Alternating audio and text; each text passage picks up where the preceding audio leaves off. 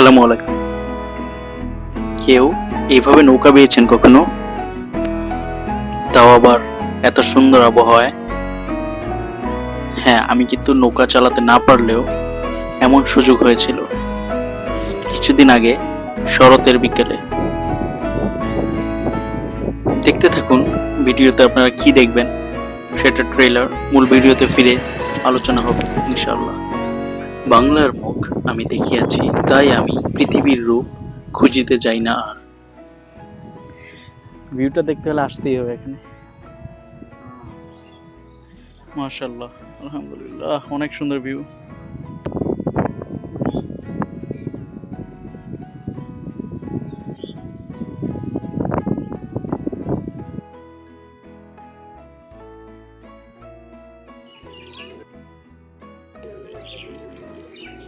সরিষাবাড়ি উপজেলা জামালপুর জেলা সদর থেকে বেশ কাছের একটি উপজেলা, এবং সেই উপজেলা থেকে মাত্র 3 কিলোমিটার দূরের একটি গ্রাম।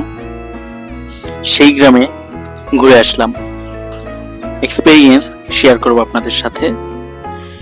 আর দেখতে পাচ্ছেন গ্রামের এই ব্রিজটি ভেঙে গিয়েছে 3-4 বছর আগে বন্যায় এই ব্রিজটি ভেঙে গিয়েছিল। এবং আমাদের দেশে যে দুর্নীতি, তারপর কনস্ট্রাকশনের বাজে জিনিসের ব্যবহার, বা আপনারা লোহার রডের পরিবর্তে বাঁশ দিয়েছিল, মানে এই টাইপের ঘটনা অহরহ শুনে থাকবেন। এইরকম একটি উদাহরণ হচ্ছে এই ব্রিজটি, যেটি নির্মাণের মাত্র 6 থেকে 7 বছরের মাথায় ভেঙে পড়েছিল। এবং এই ব্রিজটি ভেঙে পড়ায় বর্ষাকাল আসলে এই গ্রামের মানুষের জীবনযাত্রা হয়ে ওঠে দুর্বিষহ। নৌকায় উঠে বসলাম, এবং একটি মাত্র মেশিন চালিত নৌকাই তাদের যাতায়াতের একমাত্র সম্বল।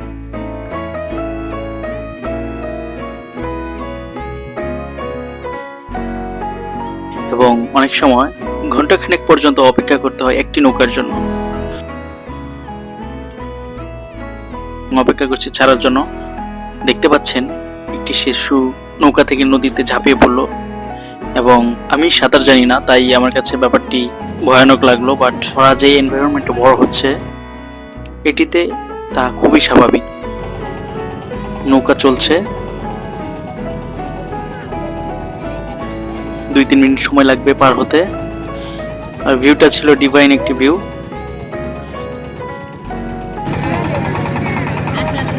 এই তো আমরা এই পারে চলে আসলাম, এখন নামবো।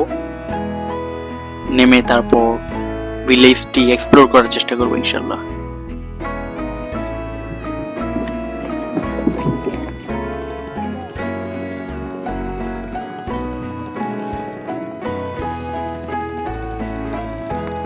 আবহাওয়া মাশাআল্লাহ অনেক সুন্দর ছিল, এবং পানি উঠেছিল কিছুদিন আগেই।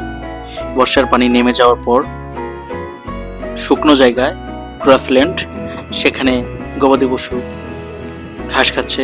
এবং আমরা এখন গ্রামের ভিতর দিকে যাচ্ছি। ব্যাটারি চালিত অটোরিকশা বলে, বা ভ্যান গাড়ি, মালামাল টানা ভ্যান গাড়িতেই গ্রামে সাধারণত মানুষ চলাচল করে থাকে। হাঁসগুলো জলাভূমিতে খাবার করছে, আর আকাশের যে সৌন্দর্য, সাদা এবং নীল মেঘের ভেলা, তা আপনারা নিজ চোখে না দেখলে পরিপূর্ণভাবে উপভোগ করতে পারবেন না। তবুও আমি চেষ্টা করেছি আপনাদের মাঝে তুলে ধরার। এত সুন্দর বাতাস, গাছপালা, প্রকৃতি সত্যিই কাছে টানে।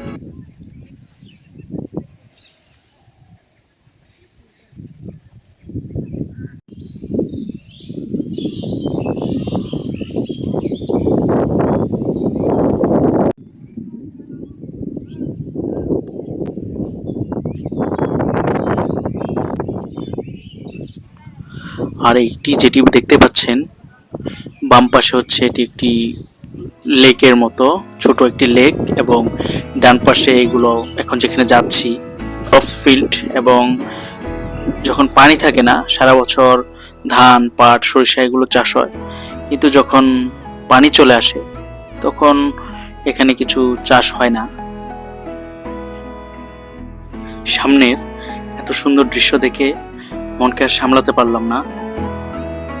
যদিও আমি প্রস্তুতি নিয়ে যাইনি, তাই যেভাবে গিয়েছিলাম ওভাবেই এগিয়ে যাচ্ছিলাম এবং যাচ্ছিলাম, মন চাচ্ছিল নেচারের আরো কাছে যেতে। মাশাআল্লাহ, ভিউটা দেখেন, ভিউটা দেখার জন্য আসলাম। ডিভাইন একটা ভিউ, এবং সামনে দেখেন মিশে গেছে একদম পানির সাথে এই রাস্তাটা। এখানে যাবো ইনশাল্লাহ। আর পাশ দিয়ে দেখেন যে গরু পার হচ্ছে। এই গরুগুলা সম্ভবত ঘাস এবং পানি খায়। মানে এই জায়গাগুলো এমনি আসলে ফসল চাষ হয়, তো এখন আসলে বন্যা আসার কারণে ফসল চাষ হয়নি এবং আশেপাশে অনেক জায়গা ডুবে গিয়েছে হয়তো, সেই জন্য এই যে দূরের যে জায়গাগুলো দেখতে পাচ্ছেন ওইগুলো আসলে জেগে উঠেছে। ওইখান থেকে মনে হয় ঘাস খেয়ে পানি খেয়ে হয়তো ফিরছে, জানি না। সবাই লাইন ধরে সুন্দর করে যাচ্ছে, লাইক মার্চ করতেছে, ওরা লং মার্চ করতেছে। দেখতে আসলে ভালো লাগতেছে।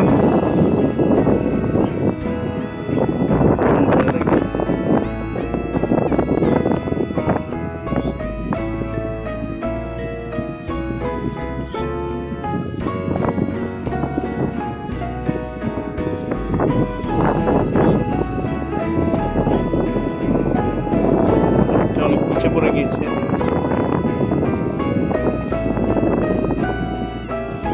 দেখি এখন একটু আগায় যাই কি অবস্থা। অনেক ভালো লাগছে, বাট যদি স্নিকার্স পরে এসেছি, তো যদি না পড়তাম তাহলে হয়তো আরও যেতে পারতাম। ওভাবে প্রিপারেশন নিয়ে আসিনি আসলে। আর সকাল দিকে বৃষ্টিও হয়েছিল, এই জন্য অবস্থা আরও খারাপ হয়ে গিয়েছে। আদারওয়াইজ আমরা পানিতে নামতে পারতাম। এইখানে এখন পানিতে নামতে অনেক ইচ্ছা করছে, এবং পানিতে নামার যে ফিলিংস তার বলে বুঝিয়ে শেষ করতে পারবো না। অনেক ইচ্ছা করতেছে কিন্তু পারবো না আসলে।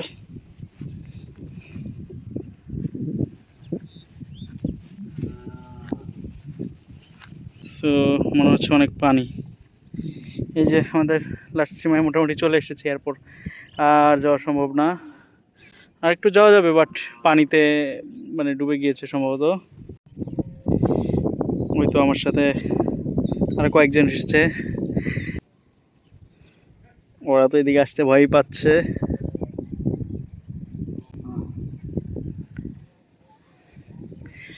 ভিউটা দেখতে হলে আসতেই হবে এখানে। মাশাআল্লাহ, আলহামদুলিল্লাহ, অনেক সুন্দর ভিউ। আকাশটা দেখেন, শুধু আকাশটা ডিভাইন একটা ভিউ।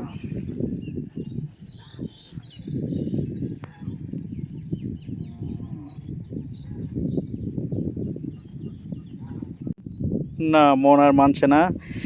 একটু রাস্তা যাওয়া যাবে, কয়েক মিটার, দেখি ওটাই যাওয়ার ট্রাই করি। বিসমিল্লাহির রহমানির রহিম। আসা অনেক বেশি রিস্কি, তবুও যাচ্ছি। এ পর্যন্ত গিয়েছিলাম, এরপর আর যাওয়া সম্ভব হয়নি। কি ভিউ, মাশাআল্লাহ। ফিরে যাচ্ছি, তবে একটা জিনিস একটু মাথায় রাখা উচিত এবং সাবধানতাবশত হাঁটা উচিত। বিভিন্ন সাপ, আসলে এগুলাকেই বলা হয় ক্ষেতের আইল বলে আর কি। এই যে দেখতে পাচ্ছেন এগুলাতে এখন তো পানি উঠেছিল, আদারওয়াইজ শুকনা মৌসুমে এদিক দিয়ে ফসল চাষ হয়, ধান, পাট বা সরিষা, এগুলো আর কি। যে দেখা যাচ্ছে একজনের ক্ষেত বা একজনের ক্ষেত থেকে অন্যজনের ক্ষেত, কিংবা একজনেরই অনেকগুলা ক্ষেত থাকলে এগুলা ডিভাইডার হচ্ছে এগুলা। তো এই ডিভাইডারগুলোকেই ক্ষেতের আইল বলা হয়, স্থানীয় ভাষায় বাতরও বলা হয়ে থাকে। এই যে এইগুলাতে অনেক সময় সাপ থাকে, এগুলার নিচে গর্ত থাকে, বা এখন তো স্পেশালি পানি, এই যে চারপাশে পানি, ভিতরে না থাকলেও গর্তগুলো সাইডে থাকে, বা এই যে এদিক দিয়ে থাকতে পারে, বা এর ভিতরেও থাকতে পারে, আসলে আমি জানি না। আল্লাহ ভরসা হাঁটছি, ভালো লাগছে।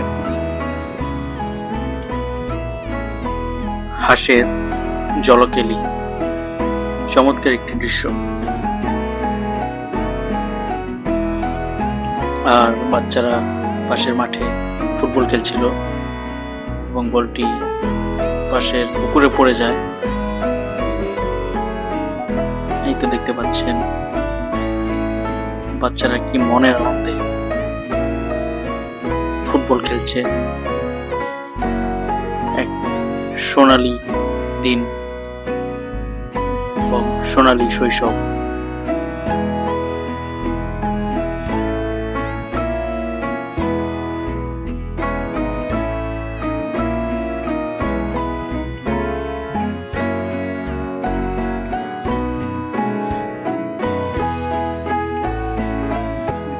মেশিন ঘর, এটা থেকে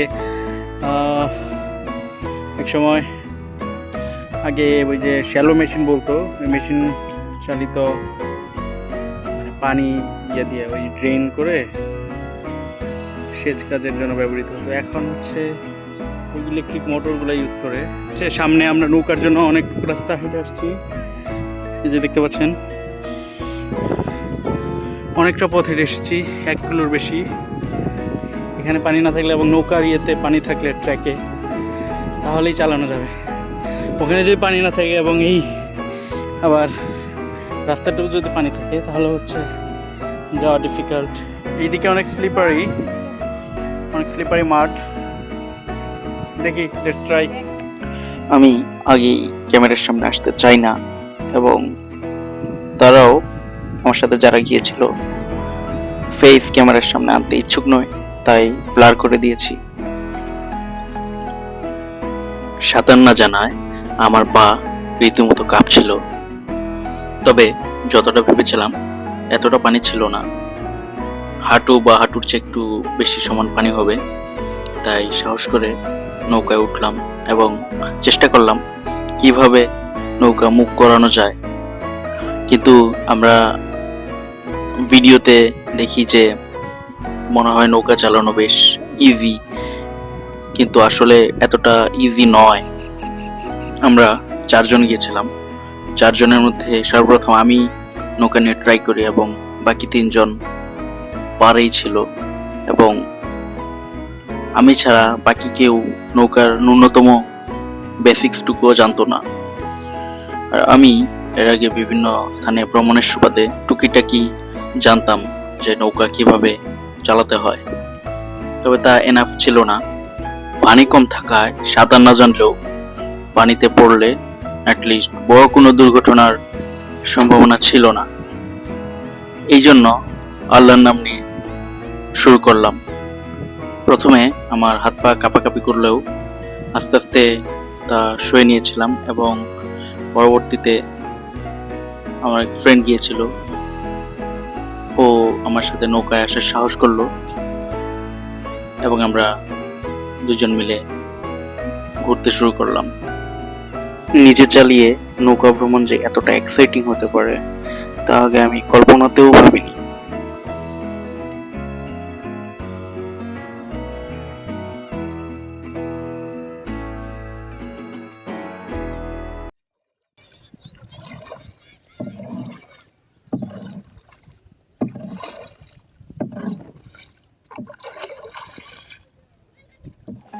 আশেপাশের দৃশ্যগুলো এতটাই মনোরম ছিল যে আমার আর মন মানছিল না, মন চাইছিল নৌকাতেই আমি থেকে যাই।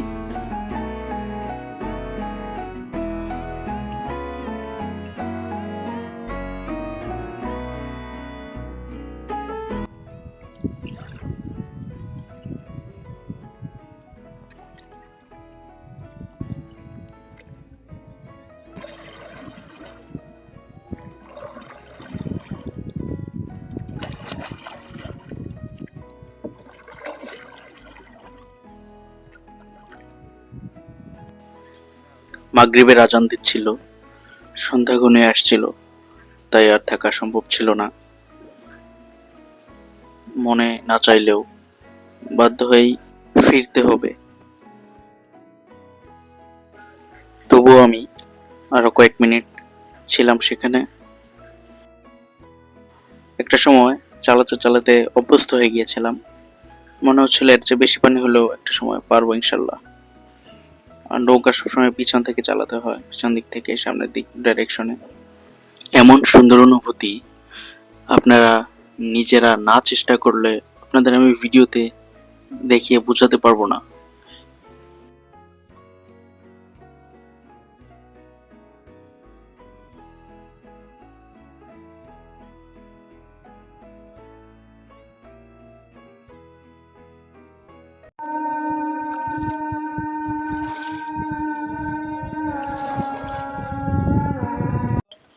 ফিরে এলাম তীরে এবং নৌকাটি যেমনি ছিল অমনি সুন্দর করে বেঁধে রেখে চলে এলাম।